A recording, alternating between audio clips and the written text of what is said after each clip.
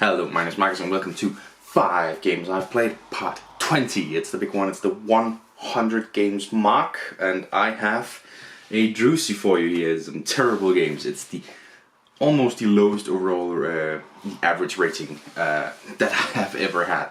We'll talk about that one a little bit more. But I thought that was, it makes sense, because this series is all about those terrible games that I've played and I want to talk about them. Sometimes we reach some good ones, but let's talk about this one, starting off with Don't Drop the Soap. The first thing I want to mention is the theme. I hate a theme that makes light of some... In case you don't know, dropping the soap in prison means you're gonna get raped. Yeah, that's what this game is about. Avoid getting raped. There's no other word for it. That's what happens. That's the meme. And that's the theme of this game. And making light of that, like I can play a war game about a historical battle or something, because it takes into account that this is probably not the greatest thing and it's not making light of it. It is making a game and you get some sort of education from it. This is just a joke on something that should not be a joke. And that already brings it way the fuck down. Then you have the gameplay, which is basically just screw over someone.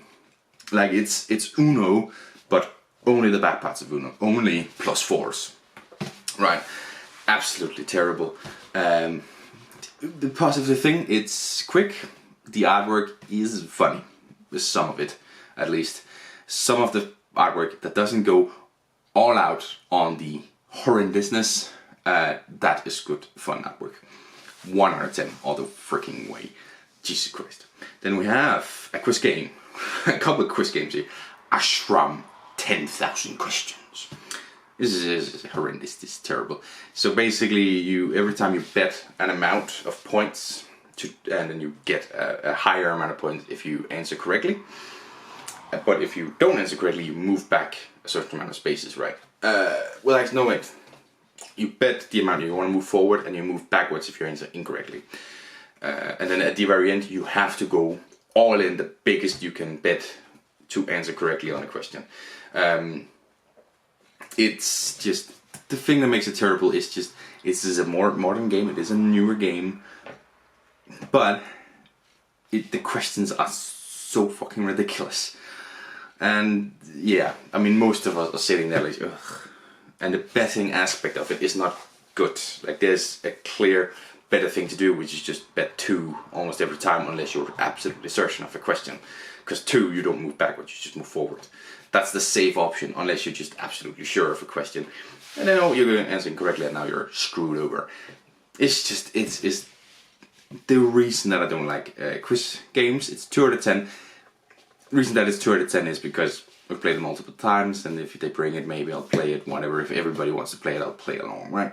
That's why it's a 2 out of 10. Then you have Timeout, which is better in terms of the question. It's another quiz game, obviously, which is better. It's better in terms of the questions that are being asked. They're easy to answer. The problem is you have a timer of 2 minutes to try and answer the questions. If you fail, you go even further down. If you run out of time, you're out. And that is a stress factor that nobody needs at all.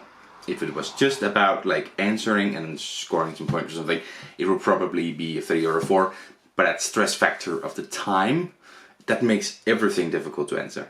So it's a 2 out of 10 on Timeout. Then you have Ono 99. That's the freaking hell. 99. Ono 99. Jesus. So this is basically a little bit like Uno, except you're trying to avoid getting to 99 by playing also some cards that are -10s and stuff.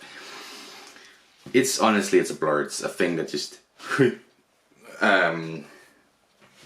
it disappears off my mind. I'm giving it a 4 because again, it's kind of Uno, but it's a bad version of Uno, so to say, where you're trying to avoid this and you're not just trying to get rid of your cards, and it's a blur of how to play it. It goes into forgetfulness. I would rather just play Uno.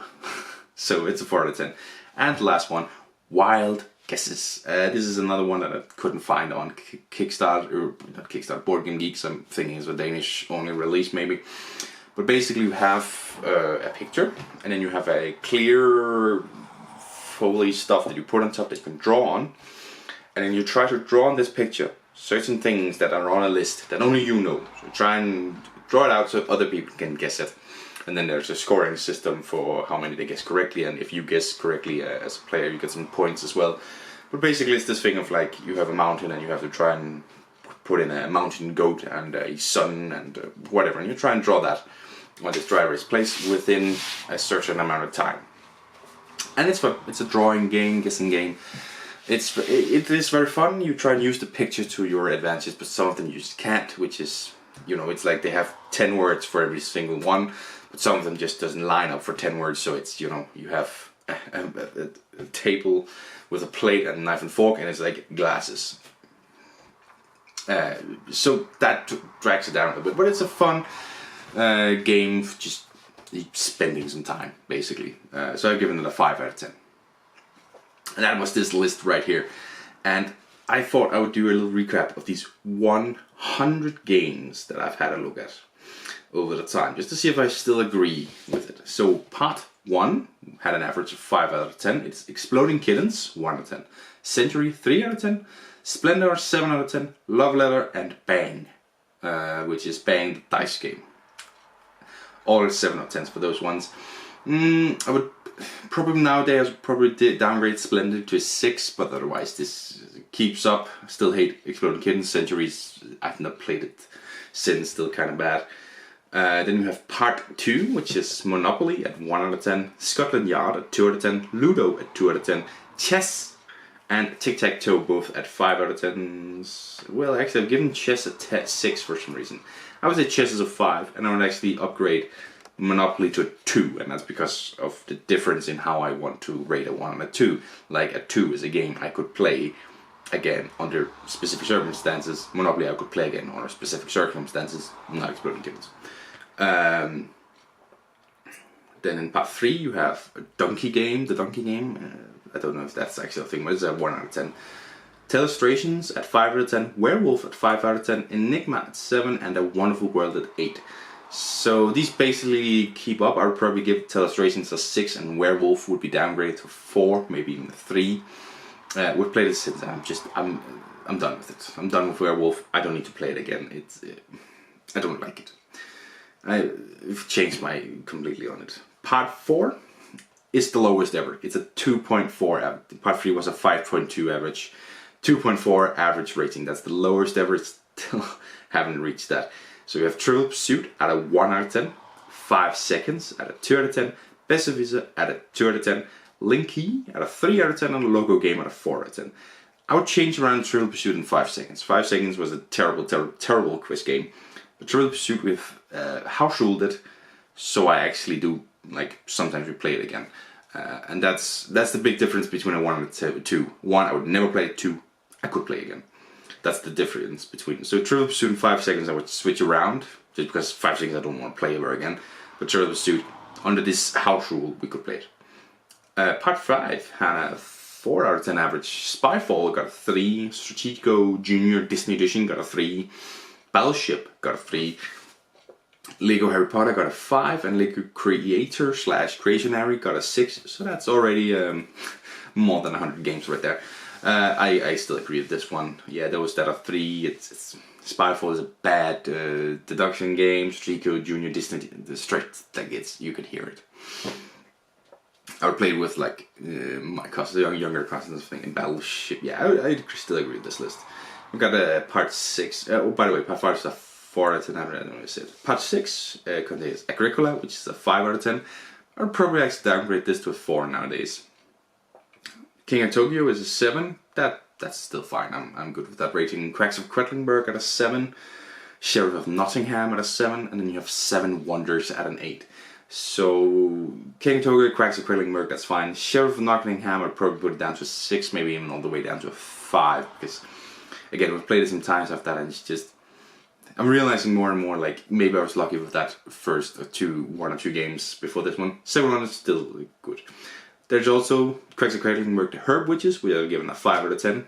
That's still where it is. Very neutral in Herb Witches. If you want to play with it, I could play with you, but other than that. So that's a 6.8 average, but 6.5 if you count the expansion. Part 7 had a 3 out of 10 average. Stack Attack for a 2 out of 10. The Chameleon for a 3 out of 10. Trivial Pursuit Teams 3 out of 10. Masquerade 3 out of 10. Cranium 4 out of 10. Yeah, that's pretty accurate. The Chameleon is basically Spyfall, but instead of pictures, it's words.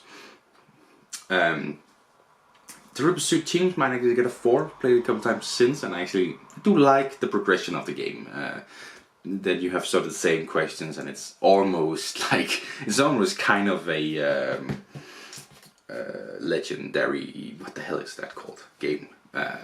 So a little higher than that one. Masquerade, Chameleon, Stack Attack, whatever. Cranium is still fun enough for that 4 out of 10. Part 8 is a 5.4 average. God Loves Dinosaurs. I've written Gods, but I think it's God Loves Dinosaurs. I give it a 4 out of 10. Aquatica is a 5 out of 10. Splendor Duel is a 5 out of 10. Seven Wonders Duel is a 6 out of 10. Oleon is a 7 out of 10. So, still keeping on these. Seven Wonders Duel is probably just gonna be a 5 as well. Oleon is up to an 8 or maybe even a 9. I've got the 10-year anniversary. I played it more, I love it. So 7 out of 10. It's probably going to be a 9 nowadays. That's a major upgrade right there. Part 9 is a 5.6 average. Azul got a 4 out of 10. Cortex Challenge got a 5 out of 10. Micro Macro got a 6. Codenames Disney Edition got a 6, and Just One got a 7. So I agree with most of these. I mean, Codenames is basically a 6. Just One I'll probably upgrade it to an 8. We've played a lot. It's just very, very fun every time. It's incredible that it can continue such a simple premise to be so fun. So all that probably checks out. Part 10 had also a 5.6 average. Catan for a 3 out of 10. Carcassonne 4 out of 10. Crystal Code 7 out of 10. Disney Villainous and Dog Park also 7 out of 10s. Yeah, I mean, Dog Park, Crystal Code, Disney Villainous, I can barely remember. Catan and Carcassonne are just down there, so checks out. Part 11 is, that's a very high 6.6 average. Timeline for a 6 out of 10, Virus for a 6 out of 10, Kanagawa for a 6 out of 10, and Cacao for a 7, and Pictures for an 8. Yeah, so Kanagawa, slipping my mind how you play that. Cow, I would probably diagonal to 6, it's fine, but nah. Virus would probably make that a 5 instead. Timeline just can remain at a 6, that's fine enough, and Pictures can remain at an 8. Part 12, Marvel Mayhem. It's a 6.6 average again. Marvel Mayhem at 5, Forbidden Island at 6, Llama at 7, Lords of Waterdeep at 7, and Hint at 8. So 2 things I would change is basically switch around Llama and Hint. Hint 7, Llama 7, 8, Lords, I would actually downgrade to 6. Yeah, I figured I only really like it at 2 of 3. As soon as you go above that, I hate it. So 6. Part 13 has a 5.4 average. Fun Facts is a 1 out of 10. It's not fun, nor is it factual. Risk at a 5, Takonoko 7, Dune Imperium 7, Ego at 7. I agree with this one. I mean, Risk is a 5 as the basic game. I have a Lord of the Rings Risk now, which I actually like more, so that's more like a 6, maybe even a 7. I actually really like the gameplay of that. And Fun Facts is just shit. It's not fun, it's not factual. Just terrible. Hate it. Then you have Part 14, Anomia at a 1 out of 10. Switch at a 3 out of 10. Flame Rouge a 4. Triumph and Tragedy a 5. Race to Moscow a 7. Average of 4. So Anomia and Switch are just terrible quiz games. I have actually asked to play Switch again. Like, if we are going to play quiz, could we play this one? Flame Rouge was... I think I played it wrong, I just haven't revisited it. Maybe I will at some point. Triumph and Tragedy and Race to Moscow is what I'm talking about with war games. I talked about that one for Road to Subway. These are war games, taking on terrible things, but we learn some things while playing it and put it into a good game. So that's okay. I actually glossed over Dune Imperium. I've played Dune Imperium Uprising recently, so... that one's coming on a later game. Part 21, I actually think I've written it down. I can check for you. Part 15 has a 6.8 average. I think that's the highest. 6.6 was there. 6.8 also for part 6. Already forgotten that. So 6.8 is the highest it has ever been. So Clover for a 6, After the Empire for a 6, Star Wars the deck building game for a 7, Earth for a 7, and Black Hole Buccaneers for an 8. I don't know, Star Wars the deck building game and Earth, maybe I would actually put both of those as a 6. Haven't really visited them that much since and don't enjoy them that much. So Clover is a fine party game. I don't know, it's constantly in my head being compared to just one, and it just can't reach just one at all. Maybe that's a bad thing for it. Anyways, where was it? Right here. Black Hole Buccaneers, I still really love it. Great drafting game. Part 16 is a 3.6 average. So My Decade is one thing called here. It's basically one released, so it's about the 70s, the 80s, 90s. If it's the 2000s or the 2010s, I can kind of keep up. But other than that, it's the most ridiculous things it's asking. Who did this person marry in 1962? Like, what the fuck? It's the most ridiculous things and I hate it. Yeah. For 2 out of 10. Bullseye, 2 out of 10. Most build 3 out of 10. I, for some reason, haven't translated that. Sorted out for 4 out of 10. And what is really dragging up this is Dominion for a 7. But yeah, these again, it's a bunch of quiz games with who all have that in common. It's terrible questions. Like it's who married who and that kind of shit. It's stupid. Then we have part 17, the Pandemic Special. So Pandemic Rapid Response is 4 out of 10. I still haven't gotten it sold, unfortunately. Just regular Pandemic at a 5. Hot Zone North America and Hot Zone Europe are both 5s. And then you have Star Wars The Clone Wars, which is 8. It is a pandemic system, that's why I put it in here.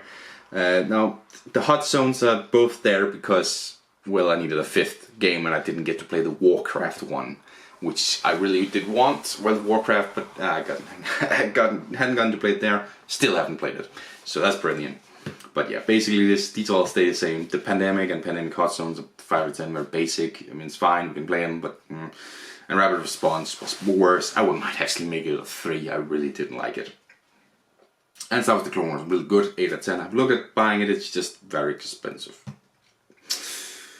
Then we have the recent ones, part 18, which had an average. By the way, did I say that the Pandemic one had a 6.4 average? Yeah. Part 18 had a 5 average, Broom Surface at a 1, Smart 10 at a 4, Istanbul at a 5, Are You Dumber Than a Box of Rocks at 7, Jamaica at 8. I'm recording these on the same day as this one. Like, I'm recording part 18, 19, 20 on the same day. So these all hold. Part 19, also a 5 out of 10 average, Crossed Words, 3 out of 10. You should know that. 4 out of 10, Cluedo 6, Kill Dr. Luck, and Blank Slate 6, all of them. And then you have this one today, which I'm not recapping. 2.8 average, the second lowest ever. So that's a recap of the 20 pots, the 100 games plus with creation error, right? Yeah, it's just I should have calculated what the average was. I would put that in the description what the average of all of these games are. You know, I'll put that in the description of this one. And then yeah, part 21 is, I already have 5 games for that one, and part 22 I have 3 games for it, so probably gonna record this very soon. Dune Imperium Uprising is coming in part 21. Anyways, thank you very much for watching, and I'll see you in the next one. Bye!